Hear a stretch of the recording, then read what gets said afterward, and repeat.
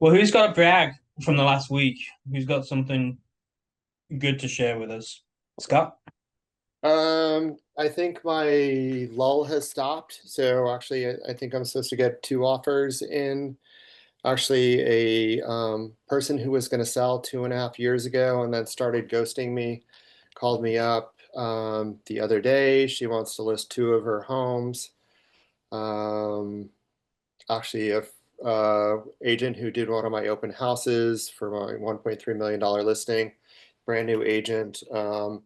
Found someone in the community who wants to sell as well, so I might be listing that with him as well. We'll find out in a few weeks. So Right. it's just from a mindset standpoint, it's just been really nice because it's just sucked here. So Yeah, like how long has it been like that? I haven't, so I had a closing. Well, it's been all year. I mean, the beginning of the year was super busy, not for a lot of agents. But then it just kind of died. You're just like trying to push an elephant up a hill and just going, come on, come on. I think I've had six or seven listings that I pulled off the market. They're gonna wait till things are better. I still have like 8 listings right now, and like homes that would sell any other time, instantly. We're just lingering there right now. So Yeah. Yeah, I mean, hopefully, oftentimes we see things sweep across the country from West Coast to East Coast. And we were just talking about it today, like the last 2 weeks, 3 weeks, there's been so much more movement going on here.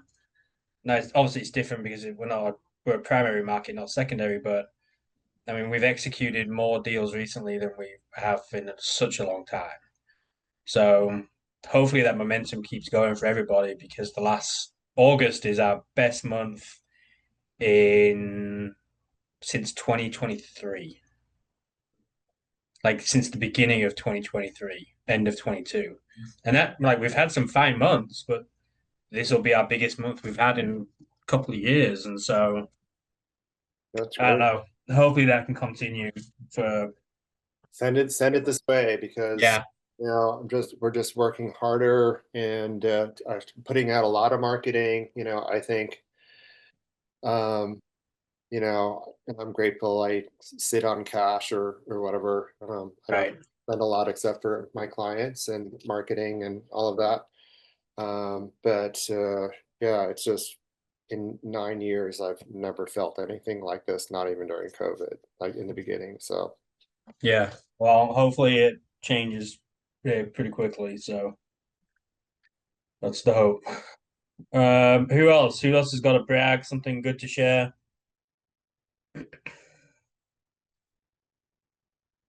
Connor, unmute for me for a second. This is Yes. Connor. Hey, Introduce yourself, if you would. yes, sir. My name is Connor McClellan. I'm the new inside sales agent here. And so I'm super excited to be here and really happy to be working with you guys and hopefully setting y'all lots of appointments. I live in the Allen area, so just not too far from here. You will not be setting appointments for Scott, Lisa, who are in Florida. Well, you Set them for will for the me. Set people in them for our office, David. though. Get David in your brain. Get that name in your I'll brain. take some David. appointment. I'm just Alan. Yeah. Yeah. We're super excited that Connor joined us. He started on Monday, and so um, yeah, that's our good news. We had a really good trading day yesterday with the team, and Connor was a part of that, and I think he's going to be a great addition to the squad. And so when y'all are in town for the conference next month, you'll get to meet him. So very, very fun for us. What else? Some good news. I got some. Yes, sir. Um, we, with what we have closed and pending by the middle of September, we'll have hit all of our goals for this year already. So we're having a Wow. good year. That's awesome, man. That's killer. And by goals, I'm purely all of my goals now are just GCI related. Yeah. Sides and volume is irrelevant. It's just GCI. So our sides are actually down. Our volume is about the same, but our GCI is way up. That's awesome. Very cool. Did y'all just get back from vacation from somewhere? I'm on vacation right now. I'm in California. Oh, you are? Okay. On vacation. Yeah. All right. Love it. Lisa, what you got? I have a couple of new listings and I'm getting a lot of calls to show it, which is surprising, actually. That's I feel like awesome. it's picking up. I feel like what Scott was saying, that it was really dead after quarter 1. I mean, I was feeling really, luckily I had such a good quarter 1, but now I feel like it's starting to pick up. Like people are, even buyers, they're like, we're looking and sell listings, they're getting appointments. And then I have a commercial deal. It looks like it's gonna close. I just negotiated a credit. So I'm happy about that. My commercial little condo. Okay. That's pretty Love good. it. That's That's pretty good. great. Yeah, and I think I have a guest coming with me to the conference. Nice. Yeah, Grady told me. So I think that'll be great. Yeah, I don't know if she registered yet or not. I don't think she's come through yet. Okay, But I'll I'm find waiting. out I'm waiting. what's going on. I'll find out what's going on there. Bring her in. We'll give her the Okay. VIP treatment for you, Lisa. Thank you. Very cool. All right. Any other good news from anybody before we jump in? All right, good deal. So I've got a couple of different topics that I want to cover today. But I do want to start with just a wide open Q&A for anybody that wants to ask anything.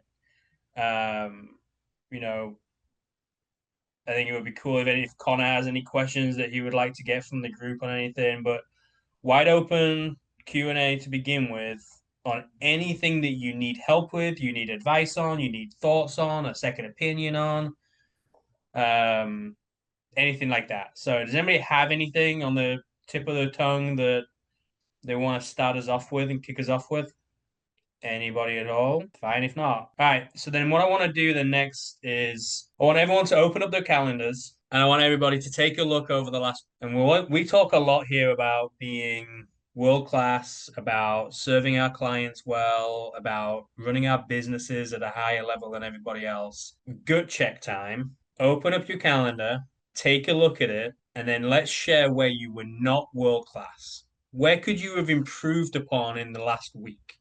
I wanted to share that because we want this group and we want this environment. People like, okay, great. Like now that I know that, I'm going to help you make sure that that doesn't happen again. Like, is there an area maybe where maybe it didn't happen in the last week, but consistently recently you're like, man, I just haven't been following a certain system properly. I haven't been making the calls when I need to do them. I haven't been timely enough or haven't been aggressive enough in following up with people or getting back to people. Like, where do you feel as though you have not been world class in the last week or the last couple of weeks? And you'd be willing to share that here and we can talk about it. And if nobody unmutes here, I don't believe any of you that there is not a single person who has done everything world class over the last few weeks. Yes, Scott. I'll go. Well, I'd actually say the past couple of weeks I have. I think like Lisa or whatever, the first quarter was gangbusters and I was just exhausted. And I would say after maybe like not even first maybe halfway into the second quarter, it was just so super busy and I was trying to manage what I could. Schedule was all over the place. And then yeah, I would say I was just exhausted afterwards and it was just horrible. Just so it's like I'm not calling people. I just am gonna try to pretend I'm working. Yeah. And I think I needed to recuperate. But I would say like the past couple of weeks, I've been getting up at 5. I've been going to the gym then. I had gotten away from mornings and just trying to fit in the gym. I'm getting back in touch with the calendar. I'm getting a lot of marketing out. I still have not. So where I am failing is I'm still not doing probably enough calls, but I feel like I am way better on track these past couple of weeks than I was the past month. So if you're looking for the time period, that would have been it. And Yeah. there was like no control and um, exhaustion, thinking that you're rested enough, but you're not, and you're just, I won't say dialing it in, but I just wasn't my best. Yeah. So what do you feel like was the turning point behind that then? I think I probably rested enough. I think, you go, oh, hey, and I'll take a half day off here, I'll take a day off there, but nothing consistent. And I think finally, my body shut me down enough to rest, enough. And, business was very, very good. So there's not that much of the worry, but we also know like what you did a couple months ago is going to happen in 3 months. So, I don't feel like the lull that's going on right now is due to that. I think I've done incredibly well in Yeah. Florida, considering the market, but I really got motivated a few weeks ago to just, keep on pushing and keep on pushing. And I always think that you're putting the energy out into the universe. You don't necessarily get it back directly. It comes in, Yeah. from something else. And I think that's what's happening right now. So, Yeah, and I think too, I mean, I talk about it more than Todd talks about it on like just the importance of getting that rest, right? Because, I've said this 1,000 times, but just like the mentality over here is like you have to push yourself to the point of like complete exhaustion, or else you're like not working hard enough. Like just as a country overall. And it's like, yeah, but then you end up sick.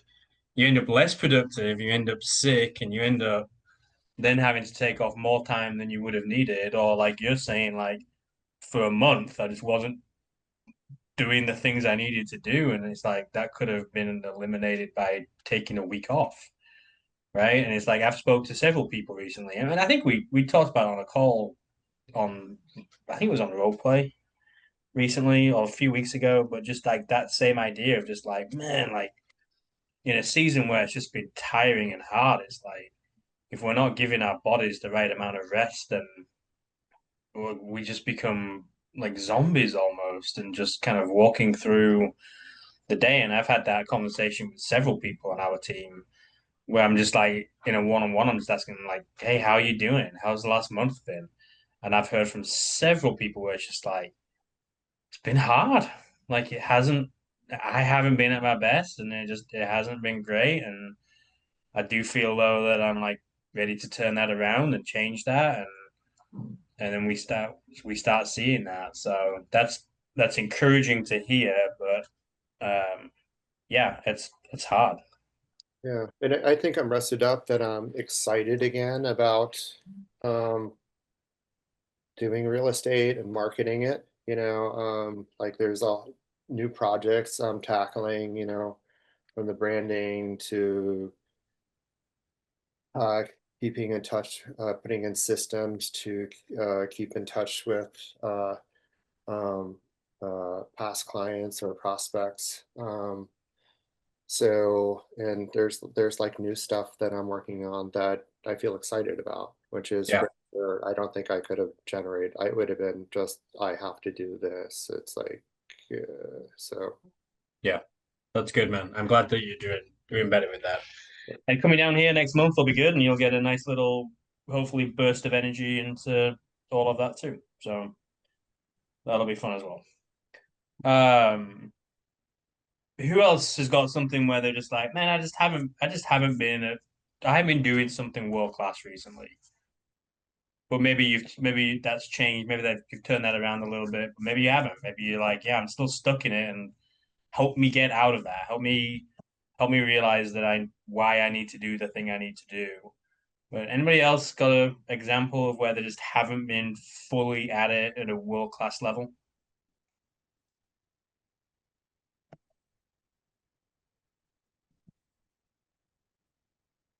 Okay. Hey David, would you unmute for a second? Me?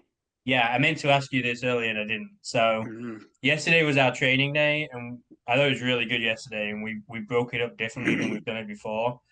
Todd did some stuff, I did some stuff, David did some stuff, Courtney did some stuff. But the thing that David talked about, it was actually to close our day.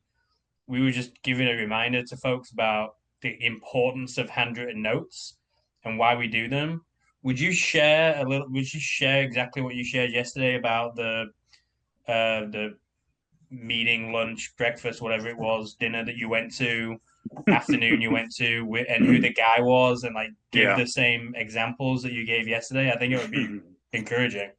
Yeah, I think the biggest thing I learned was I went to a seminar for an hour and a half, and this guy, and I guess he calls himself Mr. Thank You, and that's his website, I think, mrthankyou.com or something. But his name's John Israel, and he just travels around. And he learned years ago, writing notes, how important it was. And it's not just thank you notes, it's more, his big thing was gratitude.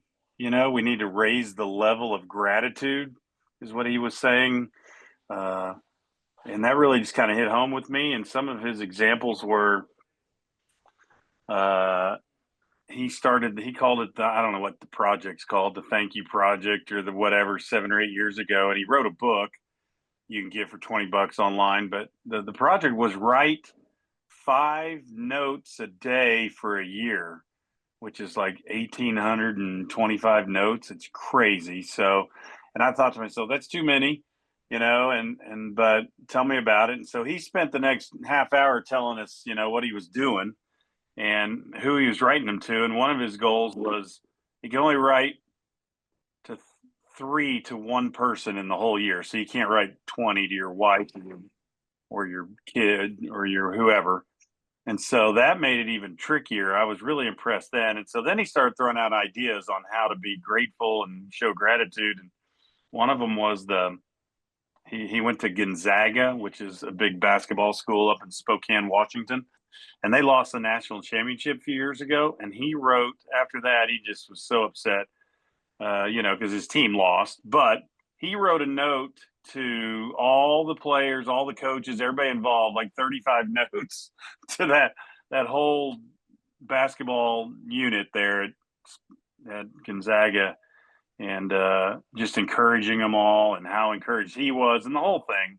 And that was 35 of his notes. That was, 5 a day, 7 days. It took him a week just to take care of that whole team. And the head coach, Mark Few, wrote him back a few weeks after that and said, you have no idea, what those notes meant to all of us. And, it was just a really neat exchange. His other big thing he talked about was he would write, he'll take notes on an airplane when he flies, and he'll write them to the flight attendants and the pilots and hand them to him when he gets off the plane.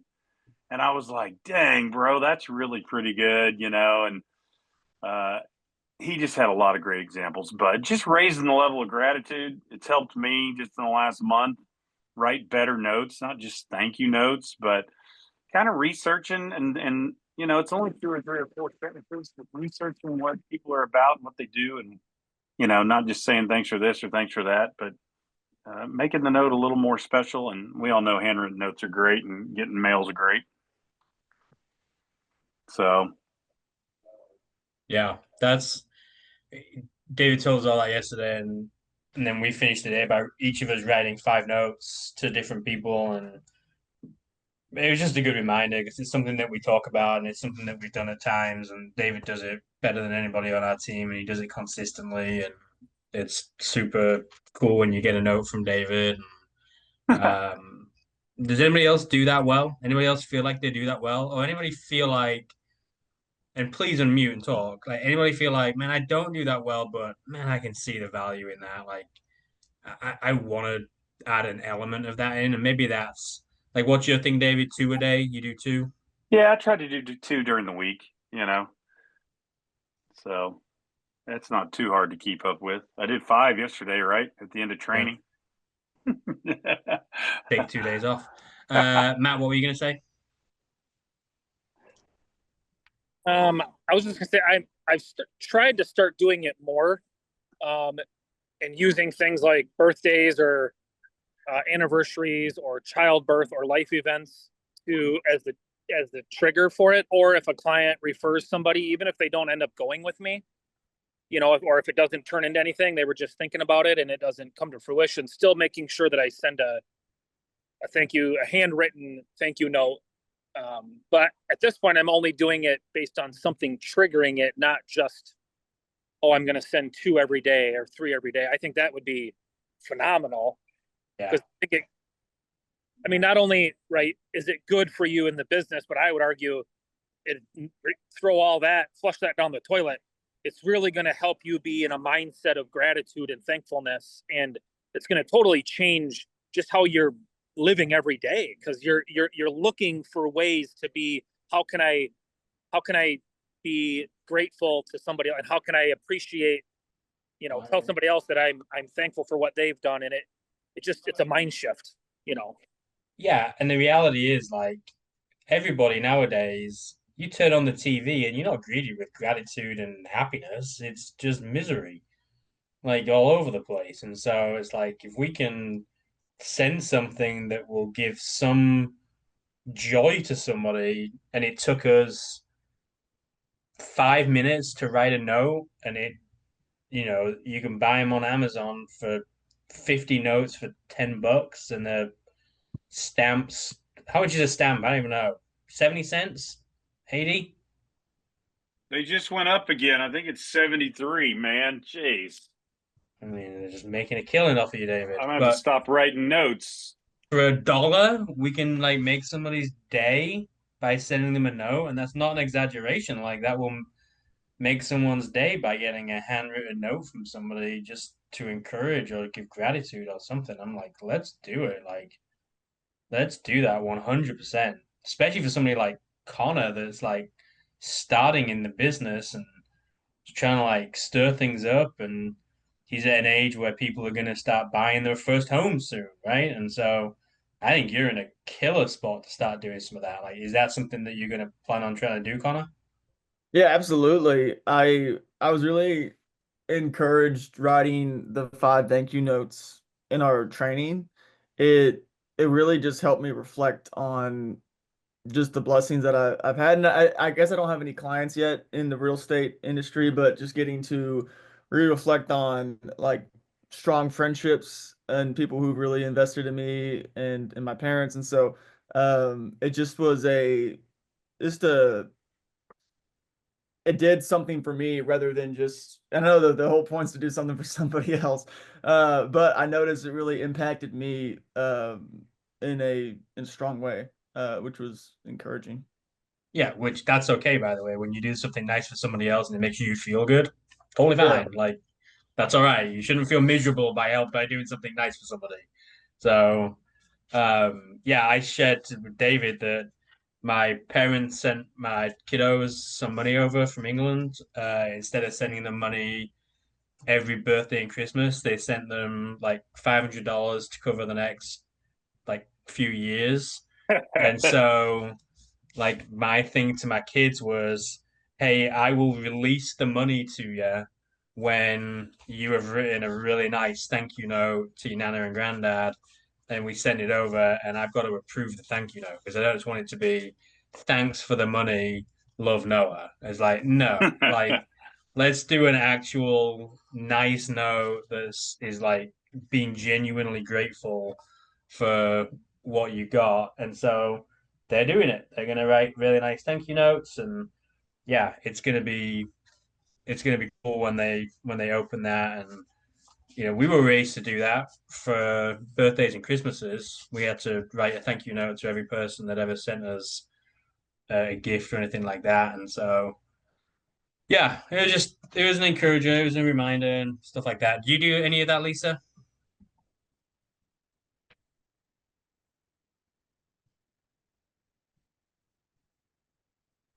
Sorry, you mean handwritten notes? Yeah. I mean, Or like, quite or honestly, I maybe you have forget. another way of I like don't have showing any gratitude habit. and Like, stuff. the problem is I don't have it as a habit. Just like, that's the thing. I need someone to say, hey, did you write your handwritten note today? I'm just saying, like, I don't do it as a habit. When I remember, oh, like, oh, I should do that. And that's a great idea. And when I do, and I do feel good when I do it, and then, but it's not like there's a lot of things I should do every day. Yeah. It's Now, just another thing. if you're married to your calendar and you put it in your calendar to do I know. one handwritten note, then You're absolutely right. You're absolutely right. yeah, try it. See if just putting it on the calendar will work. Yeah. So cool. But Any other thoughts on that? okay. Awesome. What conversations are y'all having with buyers and sellers right now? I've heard from a couple of people say like it's getting better, like things are picking up a little bit. What conversations are you having, folks, when it comes to explaining the benefits of buying and selling during the fall, which is what we're approaching, as opposed to what we're coming out of being the summer? Like, what are some of those conversations of people that are saying, hey, we're more ready now than we've been ready? I know Gibson's got several people that have come out of the woodworks. I'd like to hear from Gibson. Scott said he's been picking up. Matt's been busy all throughout. Lisa's been picking up. So one of you unmute and share, like, what have those conversations been like where it's been getting better and, folks are coming out of the woodwork? Or if somebody's asking you, hey, should I sell or did I miss my window because it's the summer? Should I go ahead and sell or buy? What is that conversation looking like? Absolutely. It's always a great time. I think, right, we're still pretty consistent. We're still lacking a lot of inventory, and so the market hasn't. I mean, we're not seeing what they're seeing in Florida. However, it is right. I mean, it is. It's not as easy as it was, which I like because that means people got to work and your value stands out more.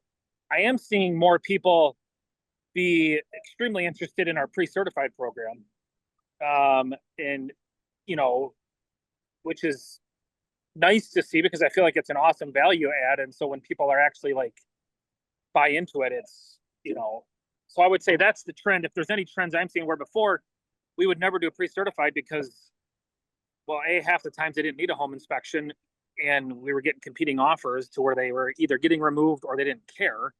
Where now it's starting to, shift a little bit. Hey, for the benefit of those that have no idea what you mean by your pre-certified program, will you explain that for us, Matt? Yeah. So, right, when I sit down with the seller at the initial, when I'm doing my listing presentation or initial consult with the seller, I'm going over our seller program. And, the number one thing on there is pre-certified, which is where you're going to call, get a home inspection done now. Or if you're not listing for 2 months, maybe we wait a month, but within a couple of weeks of it hitting the market, we try to get a home inspection done. We then fix everything that's bad on the home inspection. But then our inspector will come back and do a re-inspection for us quick and give us a new inspection report that really doesn't have a whole lot on it, preferably. We also offer a 12-month home warranty with it. And so it's letting, the advantage to the seller is that they're saving money, one, on inspection repairs. So if we wait for the buyer to do the home inspection, the buyer is always going to ask for a licensed plumber, licensed electrician, licensed everything.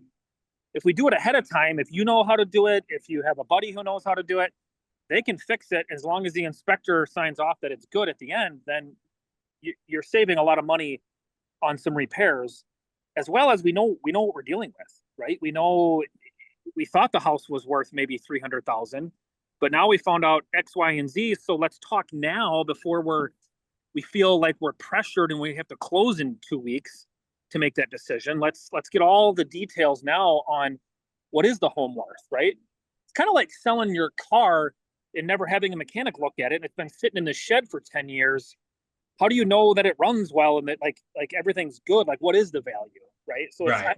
I kind of explain it that way, that for us to really know what it's worth and to sell it properly, we need to get the full diagnostics done on it. So, yeah, we've had a couple lately, and it's went over with raving success. Where one of them I thought we went in the high end of the comp range, and we're not seeing a ton of craziness anymore. But this one got absolutely hammered. I mean, it was there was probably 50 to 60 people at the open house, and we ended up with like 6 offers and 40,000 over with no contingencies, and and we're not seeing that anymore. But it was clean and everything was done, and so I would say the shift I'm seeing is more sellers seeing the value in that. And maybe, arguably, maybe it's me, because in the past I was also kind of just like, well, there's an 80% chance you're not going to have a home inspection, so why would we waste the money? Where now I'm really putting the emphasis on this is a very, very good thing to do and a very high value add for you. So you're not paying for the repairs though, right? They pay for the repairs? Yeah, they pay for the repairs. So we talk about it we do our pre-inspection, right, on our team, and so, but we don't phrase it, we don't bring them back out and do the other piece of it. So that might be something I've got that a we couple look of at. inspectors that'll come in, because in my mind, right, the question's always going to come up if you fix, let's just say there's 5 things that are wrong, and the seller initials that he had them fixed. Well, who fixed them? Well, my Uncle Bob, who's a handyman. Well, how do we know it was done right? Right. So I feel like I was able to I've got a couple of inspectors that will come back out, and it's just part of their package working with me. They know I'm going to send them all the pre-inspections. And so they've agreed that they'll come back out and do a quick walkthrough and just only look at the items that we tell them to recheck. And then they'll send us a new report that is clean. Then none of those items are even on it because they're all fixed. Yeah. It's brilliant. How much I'm trying to think of the way to phrase it. I was going to phrase it, how much business do you think you've got from doing that? Or how many sellers do you think you've got that you wouldn't have had before? Well, I mean, so for instance, the one that I'm talking about that went crazy, right? They called off of Google, which, side note, this year we've had more calls than ever just off people Googling and number one, we have the most reviews. All of our reviews are fantastic. And so the amount of business we've gotten this year off, or potential business, is crazy. But this is one where I was competing with multiple agents. I was not the cheapest agent, but they picked me. And then I waited until I went back again later, and I just said, hey, I always like to know whether I win or lose the listing. I want to know, right, what are some things as to why. So you guys picked me. Do you mind sharing why? Like, what about me was different than, right? And they said, well, your plan was like nobody else had, you were like, bing, bang, boom, A, B, C, D, E, this is what we're going to do. Like, you're the professional, and you came in and acted like the professional. And so we're hiring a professional, and you told us this is what we need to do. So clearly that's what everybody else was kind of just like, well, we're going to do a little of this. And there was no just clear, concise plan of, this is what I want you to do. This is how we're going to do it. We're going to take pictures on this day. We're going to list it on this day. Showings are going to start, open house, right? Like, everything was just laid out. And they said that they really, really liked that there was just a very clear, concise marketing plan. Right? Yeah. So, yeah, that's awesome, man. I love it. It's very cool. I think that's really, really, really great. Gibson, what about you? What are conversations you've been having with your people that have not been ready? They've been on the fence. They've been waiting. And then you've been having consistent conversations with them, and then they reach back out, and now they're ready to go. Like, what have those conversations been, especially as we move into the fall? Yeah, so these guys that have found themselves in my directly signed buyer pipeline for much longer than they ever anticipated when we first started. Really, all I've done, everybody's seen kind of my Facebook and Instagram posts that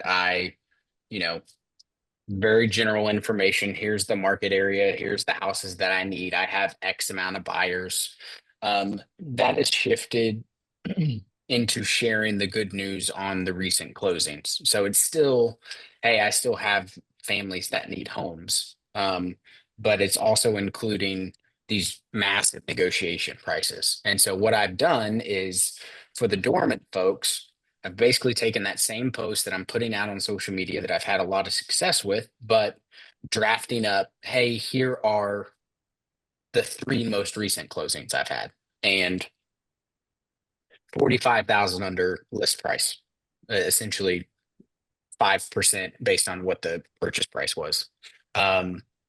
Another $600,000 purchase with 20 in seller credit and an additional 15 off the price. Just hammering people with good news to the point of if they've been signed with me or in somewhere in my sphere, they have seen those progress over this 6 to 9 month timeline on, hey, these were big wins, call it a lump sum of 20-ish thousand dollars or whatever. And then that number is only growing. And they kind of have the ability to look at my social media and see the timeline of how the market is changing, and they can apply it to real people. And it's in markets that they are considering buying in. So a lot of it has just been off of that. I mean, I'm not recreating a wheel. I'm just basically mimicking what I've done at a broad shot and fine tuning it and sending direct text messages like, hey, it's been a while to hear, but wanted to tell you about these 3 closings that I just had this month. Don't know what that looks like. Obviously bleeding into the fall. Here we go. So again, in no way, shape, or form have I recreated the wheel, but it's just, I think that's my number one sales tactic. And what I will always default to is I have a real example of somebody that is identical to your story. They just did this in the same exact area and market and timing. Please argue this, Well, it sounds like you're not reinventing the wheel, but you are being super consistent. Like super consistent with your follow-up, super consistent with your postings, super consistent with not letting them die. Like that's what it sounds like, right? Yeah. And a lot of that, probably one of the first things, I think the best practice I have as a buyer specialist is one of the first practices I have when I open my computer. Obviously, I log into the MLS in the morning. I look at those metrics that they give you on the cover sheet, but then I go to my auto emails or my portals and I look at activity. I know you can set up a email to be sent to you for a summary to see who's been on it, who's favoriting. But I look at those days, and anytime I have somebody that, oh, it's been at least 10, I would say, at least they've been dormant for 10 days. I go look at their search. Okay, they've been sent stuff. It's not that their market area has gone dead or anything. And so I pop in their inbox. Hey, how are things? Haven't heard from you. Don't know if you've paid attention to the radio show, but we've been sharing good news about this. Here's a client scenario that happened in your city of Plano. Please let me know if you have any questions. Let's go get a lunch sometime soon, whatever. Do you do handwritten notes to them as well? Not anybody signed in particular outside of like what we're doing with, reticular activator, the turbulence, all that. But yeah, I'm constantly texting them, communicating with them. Yeah. Worth adding it in maybe. Just as an additional different touch point. Yeah. I mean, I've done handwritten notes. I bought a massive box probably a year ago, and I'm Yeah. probably, 3/4 of the way through it. I don't Yeah. necessarily have a frequency and a perfect timing to it. But it is something that I could easily lean into for especially folks that are dormant, because it's like they get a ton of text message, they get a bunch of emails. I think a lot of my generation is like physical mail, yeah, whatever, but Yeah. changing up and it being one of the mediums that they don't get a lot of stuff in, I think it means more. So at the same time that you could say my generation isn't into physical mail, I think it makes you an outlier when you do communicate. Yeah, no, for sure. I agree with you. So Lisa, what have conversations been like for you? If you, as you're saying, it's been picking up. Uh, what have those conversations been going like with folks? I've just had people ready now to go, and Have they been not ready in the past though, and then you've just been consistent, or have they asked questions and you've been able to give really good answers and help them I mean, understand, I guess? no, it's just more that I noticed people are not as, oh my God, the stock market went down and this happened and that happened and the tariffs. Like, I feel like people are kind of, okay, what it is, and ready to do stuff. Yeah. And yeah. That's fair. What about you, David? Because I know you've just executed 2 this last week. You've seemed like you've got more people that are. I hear you say when I've conversations with you, you've got people that are just like kicking their feet around or like whatever the saying is that you always say.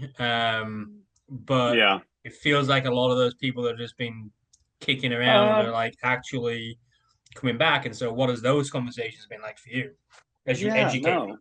Yeah, I mean, the conversations are good. It's just I'm not a big pushy rush guy, and so I think what we talked about a few months ago was sign as many people as I can and let 10 of them sit on the sidelines Yep. and let them drip out. The more I have signed, we'll deal with that problem down the road. If 10 of them want to buy a house at one time and I can't help them all. And so I think I've kind of spurred some of that on the last couple of weeks of just kind of circling back with some people and trying to get some new ones signed to replace these couple I just executed. So it's just Yeah, okay. So let me follow up on that question then. So when you're circling back around with them, Mhm. what does that look like?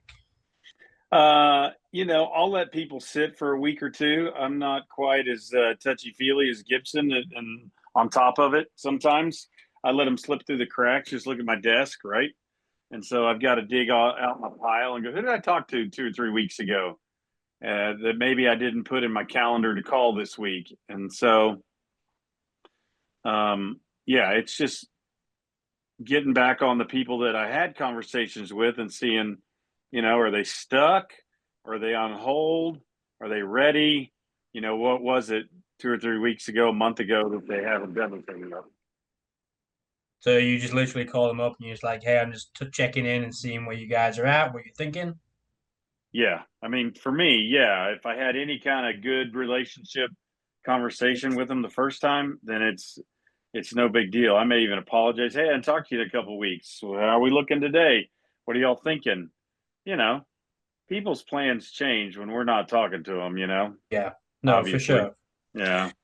For sure. And David mentioned at the beginning, but that was one of the things that we encouraged our team to do. And so that's kind of the encouragement for everybody that's on the call as a reminder, including our team, is like it's really easy when you get a bunch of signed people to be like, yeah, I don't need anymore. Like I'm good. I've got enough business. But then inevitably not all those people are going to buy and sell at the same time. And so people's plans change and people want to wait longer. And so our cry to folks was, and I think that's a big reason why the last few months have been so much better just as a team, was we're saying, don't ever just stop adding people. Don't ever stop having consultations with people and signing people. You literally cannot sign too many people, right? If you sign so many people that you end up with 15 active clients, we will figure it out. We will bring in some help. We will help coordinate showings using some services. We will figure it out together if that's ever happens. And so to everyone's credit, that's what's been going on. Like last week we set as a team, I think it was 15 appointments as a team. I think the week before was 13 appointments. We've been consistently as a team adding at least 10 appointments a week. And so, you know, that's the cry and that's been the cry for a little while and it's been paying off. So um Grady, just unmute and share what you put in the chat, please. Todd is on at 3, Ask the Expert with Real Geeks. And so he'll be talking about how to get more referrals. And so if you've got time, want to listen in on that, I know we all know Todd, so it's all good stuff, but feel free to hop that way after this call and find Todd and Real Geeks teamed up for Ask the Expert. Cool. And the link is in there. But you can email out the link to everybody, Grady. Yep, I can do that. In Mastermind, that would be pretty good. All right, I'm gonna wrap up 5 minutes early just to give folks a chance to go and do what they need to do if they want to jump onto the thing with Todd. But before we do that, anybody got anything else that they want to ask, bring up, discuss here? I got a question for you, Ian, and maybe this isn't the right time to ask it. So you guys did a training yesterday as a team training, right? Yep. How much of that information, how much of that content of that training was hyper focused specific to your team versus how much of that could possibly me and a team member zoom in and take advantage of when you guys do stuff like that? Yeah, I'll tell you exactly what we did yesterday. So yesterday we always open with what our vision is. So Todd always leads that on what the company vision is, in sense of wanting to be like a doctor's office, an attorney, that type of thing. We talked a lot more about waiting lists yesterday, that were there in some areas, and then we actually spent time yesterday just praying as a team together, which we very rarely do. But we spent 15 minutes and we just went around and we all prayed for and with each other because there's so much stuff going on. So we did that. That takes like 45 minutes to an hour. Then we talked about, well, Courtney and Robert jumped in and they had put together a top 10 list of like YouTube videos that we've created for our agents. And we created in Slack, they call it a canvas, but it's just basically a shared doc, that our agents can just go to very quickly and be like, okay, here's 10 resources I've got easily at my disposal to be able to send to my clients. So they spend probably an hour, 45 minutes or so, 30, 45 minutes on that. Then we talked about so what's that book called? Unreasonable hospitality. Unreasonable. Unreasonable hospitality. Unrealistic is one take. We shared the clip from if anybody watches The Bear on Netflix. We shared the clip from The Bear season 2 when one of the main characters had been at this like incredible 5-star restaurant and had been like totally against it, but then by the end of it, he's so bought in and he's just like fascinated at the inner workings of this like Michelin starred 5-star restaurant and how it runs so smoothly. And he's like, how do you do this every day? And the lady's response is like, because every night I get to make somebody's day, right? And the whole point of that whole clip was like, you have to absolutely put in the work every single day to practice and be better and better and better to create this hospitality world. The guy that wrote the book, I forget his name, but he says that service and hospitality are completely different things, and yet people lump them into the same pile. And he's like, service is the thing that you're doing. Hospitality is like the experience that is created. So we did all that as a reminder to the team of like, hey, are you creating the hospitality? Like, are you doing the things that need to be done? Are every single one of you doing a big mix, sending a welcome box, doing the things that we're telling you need to do so that everybody experiences this incredible level of hospitality? So we spent time doing that, and then we re-upped some agent contracts and we changed some wording. And so I led a piece on doing that. We're introducing some elements of EOS, which is the entrepreneurial operating system, and we're introducing some things with scorecards with our people that we'll talk about on a different call later. And so that was kind of our morning, right? That took us basically to lunch at like 12:30, and then we did lunch. We played Taboo, the game, during lunch, and so we hung out there. We had a break. We did the role play call. We came back and we finished with the handwritten notes piece. So it's a hodgepodge of stuff, Matt. Sometimes it's more technical. Sometimes it's a day of like playing games and just connecting. Yesterday was like a little bit of this, a little bit of that, a little bit of this, kind of just a little bit of everything that just needed to be done. But I think it was all super valuable. So you forgot the best part. What? Well, the thing you skipped. Oh, we had a massage guy with a massage chair. Is that what you're talking about? Sure. Yeah. Courtney knows a masseuse, and he brought in his massage chair for 2 hours, and so everyone got like a 10-minute back massage. It's fantastic. I skipped it. Yeah, Ian, sorry. I took your time. No, you're good. You're good. So yeah, so that was kind of that. So does that answer your question, Matt? Yeah, I think what I was wondering is, right, when you guys do something like that, is that something, right?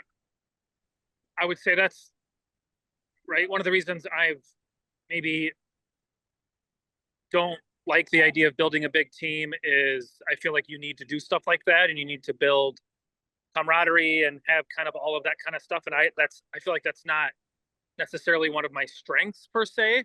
Yeah. If I could like grab a team member and right jump on a Zoom call where maybe, I guess a question would be something to chew on would be, would there be a way of, if you guys do those in the future, where a segment of it where from 1 to 4 we're going to be only discussing, it's not going to be anything hyper focused to our team or to Dallas, but it's just going to be good team things, then that could be opened up where other people could jump on and take advantage of that training and learning. Yeah, I think that's something that we could definitely potentially look at doing. It's not something we've ever done in the past because we're normally so like it's just on team stuff, but That's why I was where curious what you covered. I'm thinking like the handwritten notes thing would be cool. Just some of that yeah, stuff would be, an opportunity for me to maybe start doing that, yeah, getting my feet wet with it. And if I see it, how you guys, maybe then that helps inspire me or helps get me the idea. yeah. No, I get you, and I think we can